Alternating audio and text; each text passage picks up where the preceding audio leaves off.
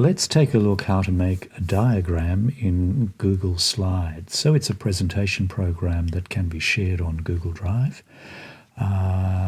In week 5, one task is to create a causal loop diagram.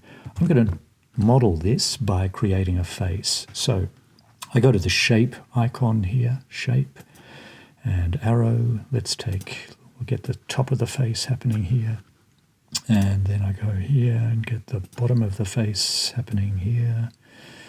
I can resize this, make sure that it's all, you'll see the guides, the red guide makes me aligned on the left, and then the bounding box gives me when it's the correct size, the correct width and the correct height. So now I'm centered and at the same height. And if I want to, I can click plus shift will select both of those bounding boxes, and I can just make it a little bit rounder there by widening the bounding box. Okay, so let's make some eyes.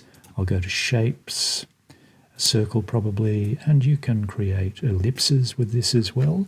Command or Control C will copy that bounding box, and then I can paste it.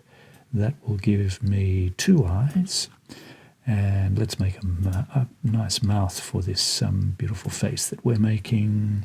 I make the face. Again, we can use the guides to center that. What about some lipstick for that? Now, for the labels for our diagram, we want the text box. We drag that text box and we can type inside there the face. Great, give that, let's make it red text over here with the text. And now we've got our diagram. Of course, as per our causal loop diagram, we might want to put labels all throughout. Well, we can do that just by using the text box function. Okay, so what about we animate this? If I press on the transition tab up here, it brings up the motion menu on the right-hand side, and down here we have object animations. Well, I want to animate all of these arrows, but not the face. Let's make that constant. So if I press Control or Command plus A, and then press Shift and deselect the face, then I can go over here and add animation to all of those arrows, and you'll see for each of them it has an arrow there. Let's look at the settings for those.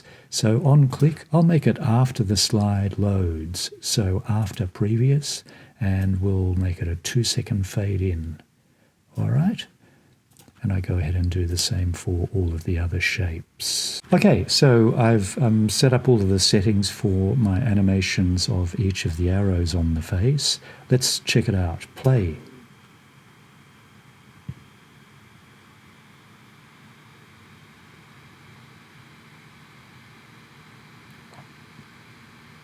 And so you'll see that the face animates. If that were to be a causal loop diagram, you could set up cause and consequence in a sequence using those transitions. Of course, if you want to change the background, right-click in here or go to the background tab and you can change it in any way that you would like. There are various other design things. Thanks a lot. See you soon.